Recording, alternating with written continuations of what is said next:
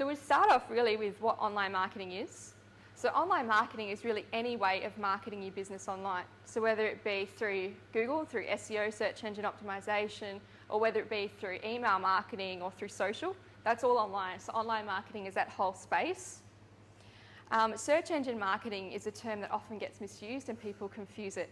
Search engine marketing is when you're marketing through something like Google, Bing, Yahoo.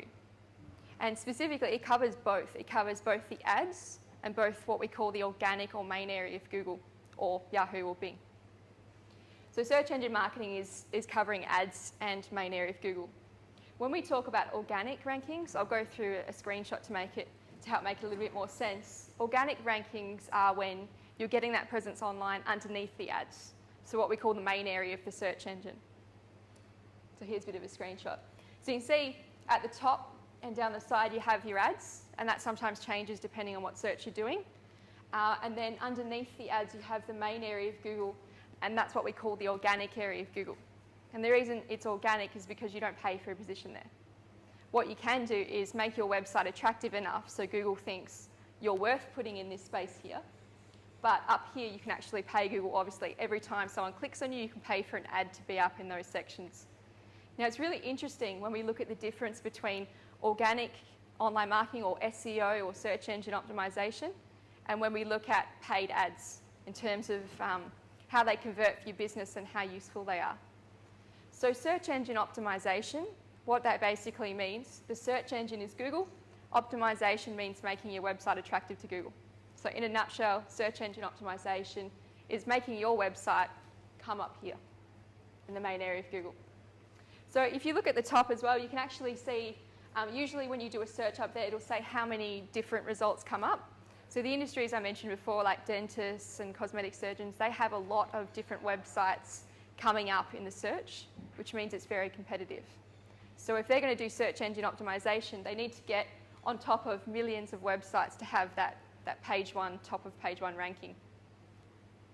If you have a look at the little speech bubbles around, in terms of the percentage of where people click, there's been quite a few different reports that people have done as to where a user will click when they go to Google.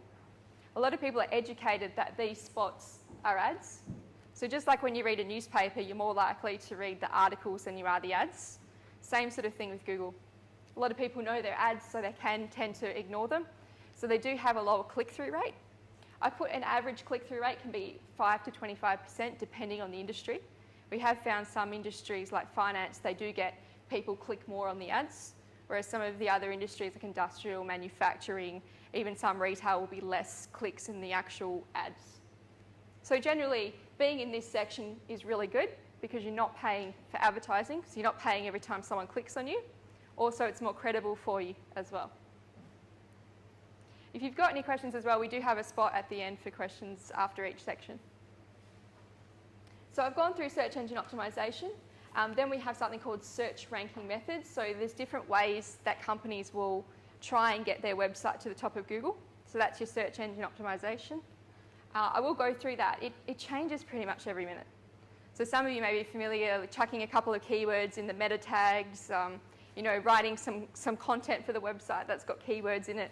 That's all some of the methods that people use to get rankings in Google. The only problem is there's millions of other people doing the same thing as you. So it can be really hard for you to get on top of Google if everyone else, every competitor you have, every blog writer out there that has an interest in your industry is writing and trying to get on top of Google for the same words as you. So we'll go through how that works. The way that Google decides where to put you, so the way that Google decides, okay, you're going to be number 1, you're going to be number 2, right down to number 10 or page 2 or page 3.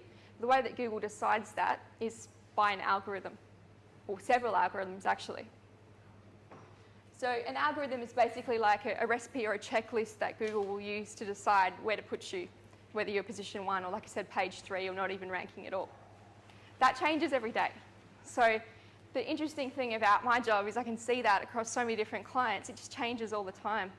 We'll suddenly get an email from a member of our team saying so-and-so's client has dropped a few rankings because of this update that Google did. And then we've got to do work and try and get them back up there again. So I find it fascinating personally how Google's always changing its methods. And we'll go into a bit of penguin, panda and hummingbird and pigeon a little bit later. Some of the other terms that are thrown around will be things like link building. This is sometimes a way that companies will try and trick Google. So they'll have your website linking to a lot of different things, or links coming back into your website to try and get Google valuing your website higher than other websites. It can be a good strategy, but if you do it wrong, it can mean that you're blacklisted from Google. So we'll also go through that. Link farms is also something that was done a couple of years ago. Like, for example, you may have adult websites linking to your site because they have lots of traffic, but then Google can see that that's not a relevant link, so you can get penalised for it. So link farms really is when something's linking to you that has a lot of other links to other companies and websites. So your digital strategy, that's used a lot in this industry. Digital strategy is really, what are you doing online? What are you doing for your company, and what is that going to achieve for you? What are your sort of goals that you want to get out of your digital strategy? Another term that we use is conversion-orientated design. What that means is basically having a design of your website that actually gets people to do stuff. So when they come to your website, you want them to fill in an inquiry, you want them to join your social media, you want them to subscribe to a newsletter, whatever it is. So that's really useful.